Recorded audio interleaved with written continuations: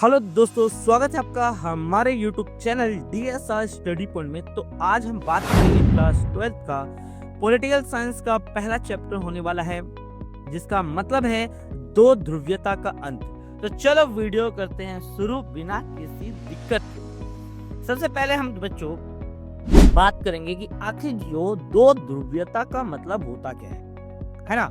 तो देखो बच्चों, अगर हम बात करें, दो ध्रुवीयता का मतलब होता है अंतरराष्ट्रीय स्तर पर दो महाशक्तियों का होना ही क्या कहलाता है, दो ध्रुवीयता कहलाता है, जिसका पूरे विश्व में आर्थिक रूप से, सामाजिक रूप से, सांस्कृतिक रूप से पूरे विश्व में क्या हो बच्चों, वर्चस्व होता है, उसे दो ध्रुवीयता कहते हैं। और अगर इनमें से किसी एक महाशक्ति का अंत हो जाता है तो इसे कहते हैं दो ध्रुवीयता का अंत। अब हम बात करते हैं कि देखो हुआ क्या था, है ना। और दोनों महाशक्तियां है कौन, पहले अमेरिका और सोवियत संघ। अब देखते हैं ये दोनों महाशक्तियां किस प्रकार अस्तित्व में आई। हुआ क्या था, आप सभी को पता है। पहला विश्व युद्ध कब हुआ बच्चों, 1914 से लेकर 1918 के बीच पहला वर्ल्ड वॉर हुआ था, यानी विश्व युद्ध हुआ था। और दूसरा विश्व युद्ध 1939 से 1945 के बीच हुआ था। और दूसरे विश्व युद्ध में आप सभी को पता है पूरी जो दुनिया थी ना, वो दो भागों में बट गई थी। एक का नाम था मित्र राष्ट्र और दूसरे का नाम था दूरी राष्ट्र। अगर मित्र राष्ट्र के बारे में बात की जाए बच्चों, कि मित्र राष्ट्र में कौन कौन से देश थे, जैसे कि अमेरिका, दूसरा है सोवियत संघ जिसे USSR के नाम से भी जाना जाता है, तीसरा था ब्रिटेन जिसे UK के नाम से भी जाना जाता है, और चौथा था फ्रांस। ये मित्र राष्ट्र के देश थे। और दूरी राष्ट्र के जो देश थे वो थे इटली, दूसरा जर्मनी और तीसरा था जापान। ये दूरी राष्ट्र के देश, और इन्हीं दोनों यानी मित्र राष्ट्र और दूरी राष्ट्र में ही क्या चल रही थी, लड़ाई चल रही है ना बच्चों।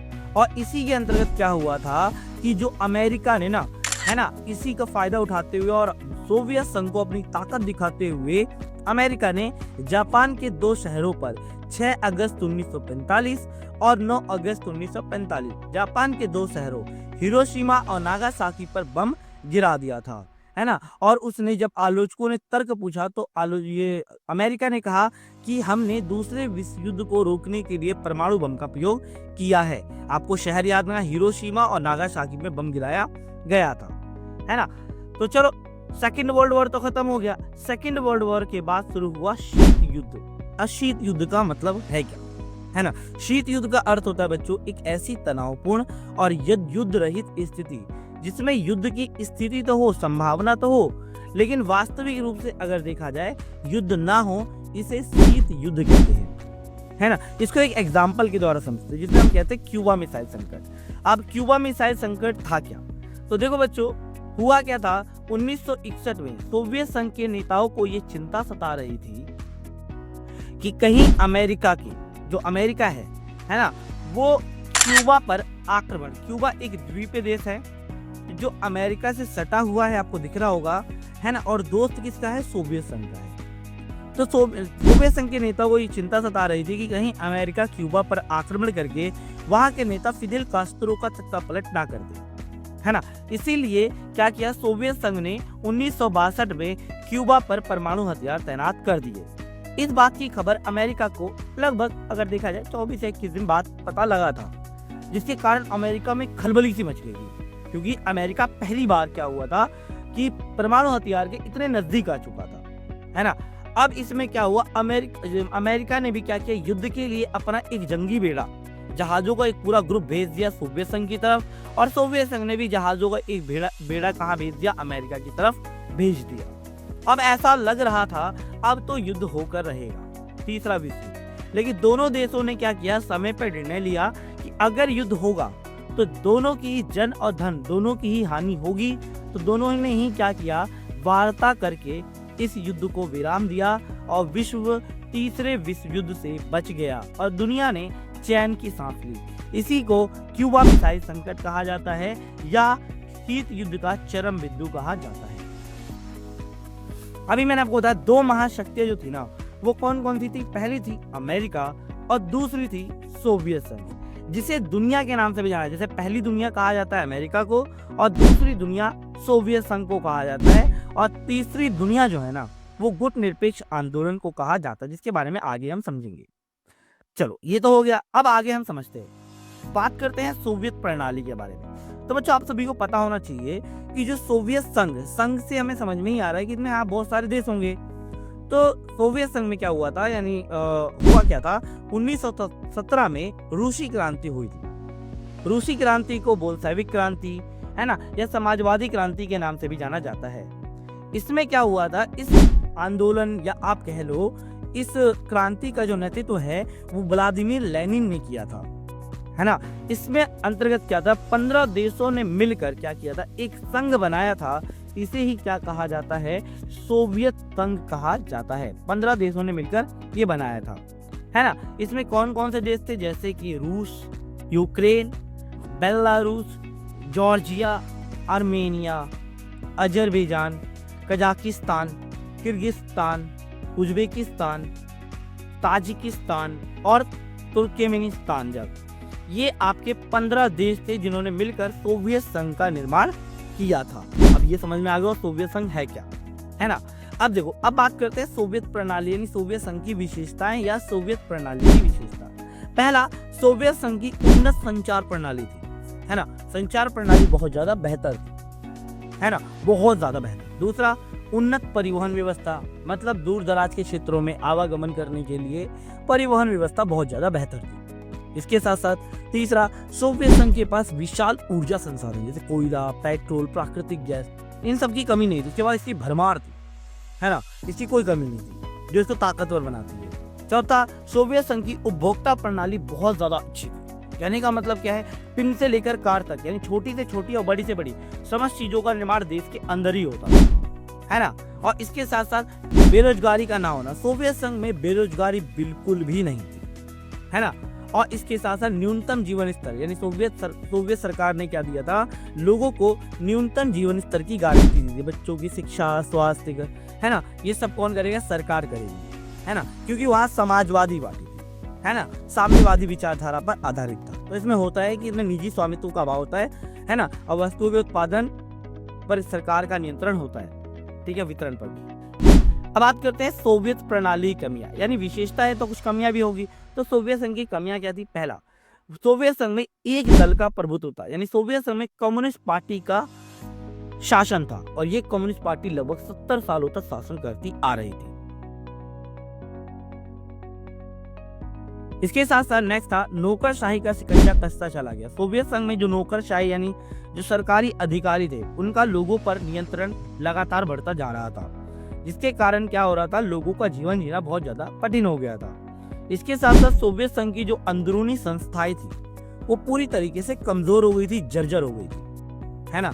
और सोवियत संघ में अक्सर लोकतंत्र और अभिव्यक्ति की आजादी नहीं होती थी। कहने का मतलब क्या है, सोवियत संघ में अक्सर लोगों को अपनी सरकार के प्रति गलत बोलने का अधिकार नहीं होता था। अक्सर यहाँ के लोग अपनी असहमतियों को चुटकुलों और कार्टूनों के माध्यम से क्या करते थे, व्यक्त किया करते थे, है ना।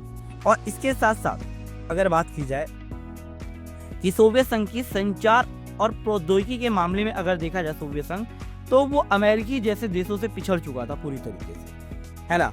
और क्या था, 15 गणराज्यों में देखा जाए तो 15 गणराज्यों में हर मामले में किसका दबदबा होता था, रूस का हर मामले में दबदबा होता था, है ना। और इसके साथ साथ सोवियत संघ अपने लोगों की राजनीतिक और आर्थिक आकांक्षाओं या मांग को पूरा नहीं कर पा रहा था, है ना। और इसके साथ साथ जब उसकी अर्थव्यवस्था बहुत ज्यादा खराब हो रही थी, तो उसने 1979 में अफगानिस्तान के मामले में क्या कर दिया था, हस्तक्षेप कर दिया था। और इसके साथ साथ लगातार उसके पास उपभोक्ता वस्तुओं की कमी होने लग गई थी, जिसके कारण उसे बहुत सारी उपभोक्ता वस्तुएं बाहर से आयात करनी पड़ी थी, है ना। तो ये थी सोवियत प्रणाली की कमियां।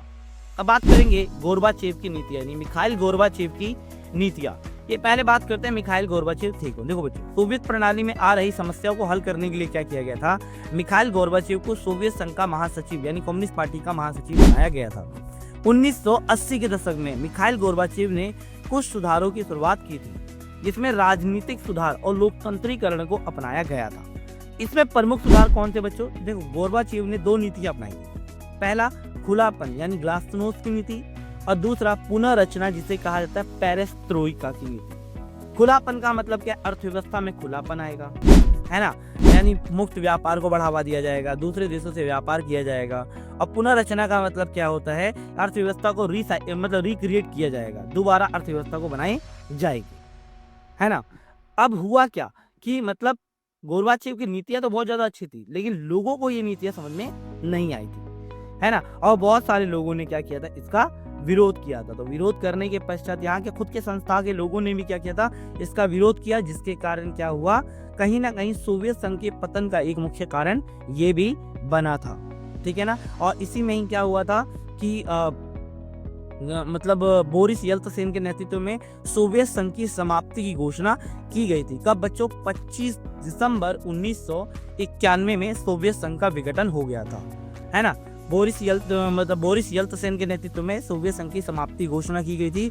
उस समय समाप्ति घोषणा करने वाले प्रमुख देश कौन थे, यूक्रेन, बेलारूस, है ना, यूक्रेन हो गया, बेलारूस हो गया, है ना। ये सारे देश थे जिन्होंने सोवियत संघ की समाप्ति की घोषणा की थी। और इसी के बाद CIS की स्थापना हुई थी, संयुक्त राष्ट्रों का राष्ट्रकुल, और 15 देश जो थे ना वो स्वतंत्र हो गए थे।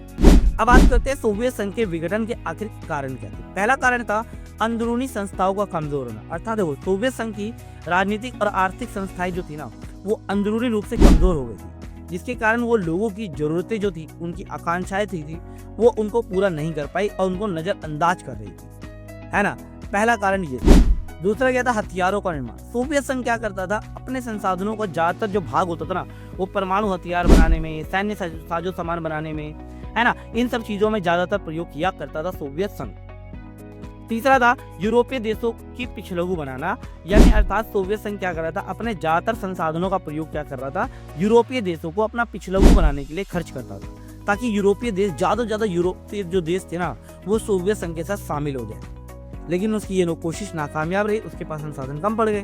चौथा, एक दल का प्रभुत्व, यानी सोवियत संघ में कम्युनिस्ट पार्टी का शासन था, लगभग 70 सालों तक ये शासन कर रही थी।